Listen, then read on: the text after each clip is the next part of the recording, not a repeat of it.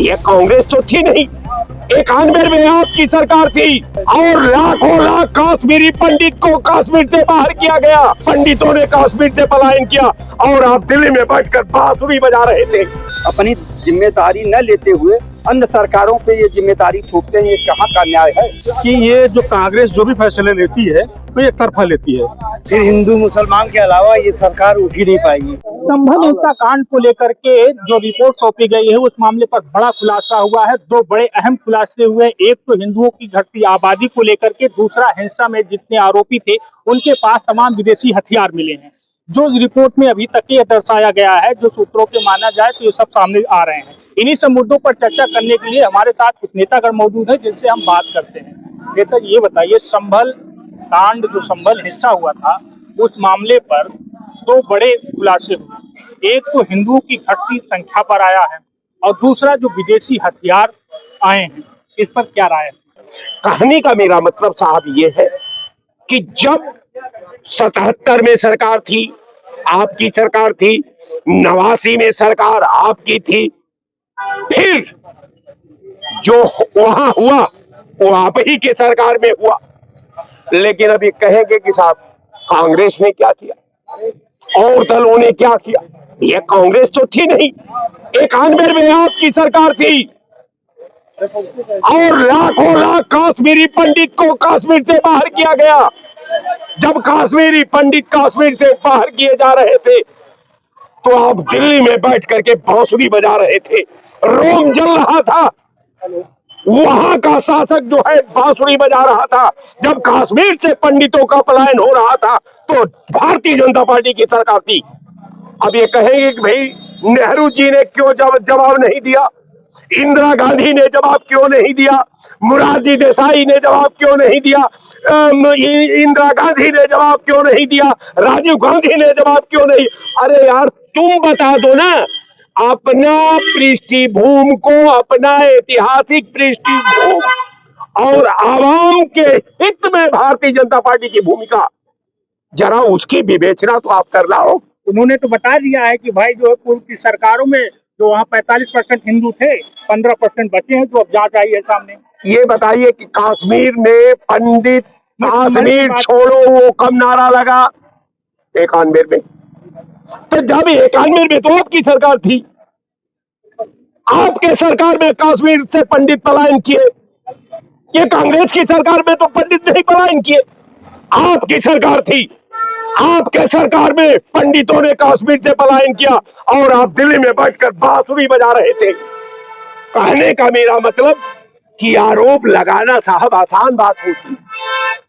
आप समझिए, ये लोग वो लोग हैं कि ऐसे ऐसे मुद्दे, ऐसे ऐसे सवाल कि देश का डेवलपमेंट छूट जाए, देश की शिक्षा छूट जाए, देश का उद्योग छूट जाए, आवाम की मिल्लत छूट जाए, देश की विरह छूट जाए, लेकिन इनको कुर्सी चाहिए।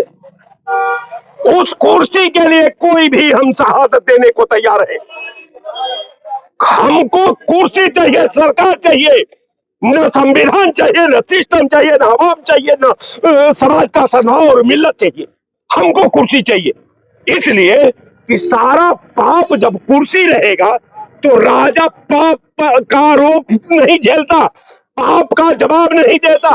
लेकिन ये लोग भूल गए हैं कि ये राजतंत्र नहीं है, ये भारत की डेमोक्रेसी है। हमारे हजारों लाखों शहीदों का वो लहू की विरासत है, जिसको हर करोड़ों लोग उस विरासत का रक्षा करने के लिए सड़क पर घूम रहे हैं, सड़क पर भटक रहे हैं।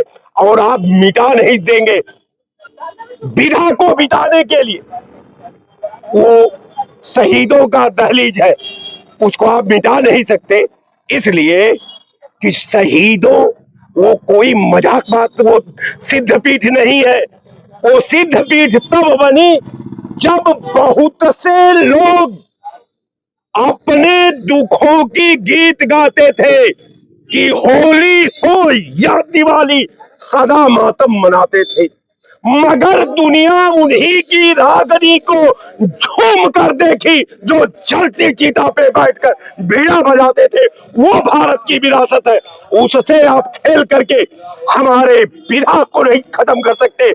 हाँ, उसका लाभ ले सकते हैं। आप सवाल करते हैं प्रधानमंत्री की कुर्सी, आप ईमानदारी से बताइए किसने बनाया? कांग्रेस ने बनाया। देश को आजादी किसने दिया? कांग्रेस ने दिया। देश के सारे पीएसओ किसने बनाया? कांग्रेस ने बनाया। देश के जितने शिक्षा का स्ट्रक्चर है किसने बनाया? कांग्रेस ने बनाया। देश में जितने पावर हाउस है किसने बनाया? कांग्रेस ने बनाया। देश में जितने एयरपोर्ट है किसने बनाया? कांग्रेस ने बनाया। देश में जितनी रेलवे लाइन है किसने बनाया? कांग्रेस ने बनाया। इतना ही नहीं बनाया, कांग्रेस के बनाए हुए शिक्षा हॉस्पिटल में आप पैदा होते, कांग्रेस के द्वारा बनाए हुए कॉलेजों में आप पढ़ते हैं, कॉलेज से पढ़ने के बाद प्रधानमंत्री बनते हैं। फिर आप सवाल करते हैं कि साहब कांग्रेस ने किया क्या है? कांग्रेस ही के कॉलेज से पढ़े हैं, कांग्रेस ही के हॉस्पिटल में पैदा हुए, कांग्रेस ही के बनाए हुए प्रधानमंत्री के कुर्सी पर बैठे। आप कहते हैं कि कांग्रेस ने तो कुछ किया ही नहीं साहब, पुल तो हमने 2014 के बाद कर डाला। तो ये भारतीय जनता पार्टी है, इनके ये कोई थिंकरों का टैंक नहीं, ये जुमलेबाजों का, विश्वासघातियों का, धोखेबाजों का, विधा को बेचने वालों का ये जमात है, जिसका मैं आपके चैनल पर कटु निंदा करता हूं। जय हिंद। संभल में हिंदुओं की संख्या जो रिपोर्ट आई है उसमें कम दर्शाई गई है और ये माना जा रहा है कि 1992 में जो संख्या थी 45% हिंदुओं की, आज वह घट करके 15% हो गई और मुसलमानों की आबादी 85% हो गई। कैसे देखते हैं? न्यायिक आयोग ने जो रिपोर्ट दिया है, अगर वो सच है तो भारतीय जनता पार्टी की सरकार है। भारतीय जनता पार्टी की सरकार में इस तरह की दंगे हुए और उस समय भी जो है 1978 में भी दंगा हुआ था, तब भी भारतीय जनता पार्टी जो है मोरारजी देसाई की सरकार में सम्मिलित थी।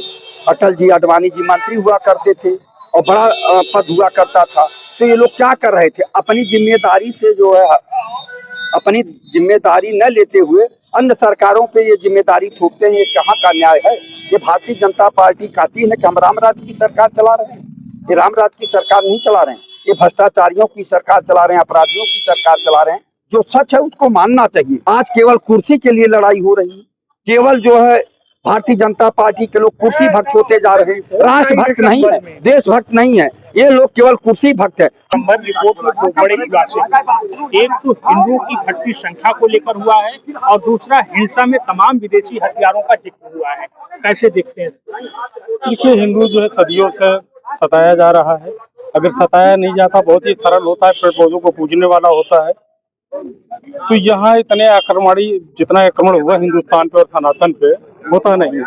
ये इनको जो है कुछ न कुछ आगे आकर के मतलब लड़ना सीखना होगा।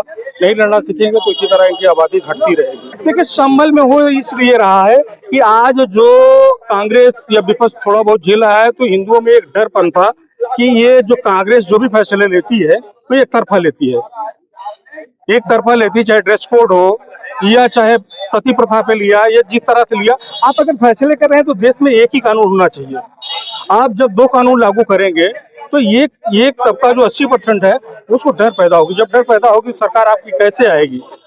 विश्वास नहीं हो रहा है। बाकी ऐसा नहीं है कि काम भाजपा बहुत अच्छा कर रही है, भाजपा को भी काम अच्छा करना पड़ेगा, तभी उसकी सरकार रहेगी।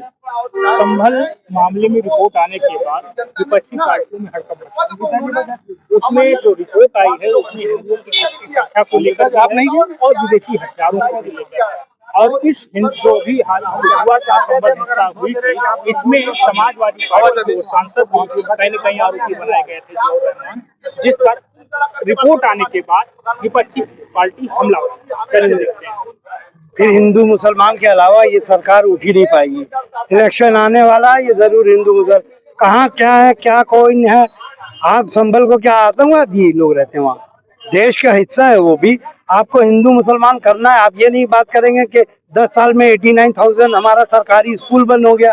आप ये नहीं बात कर रहे हैं कि हमारी जो नौकरी की रिक्वायरमेंट है वो 10 लाख महीना है, आप 7 साल में 7 लाख 11 साल में आपने 7 लाख नौकरी दिया है, जबकि 1.25 करोड़ नौकरी देनी चाहिए।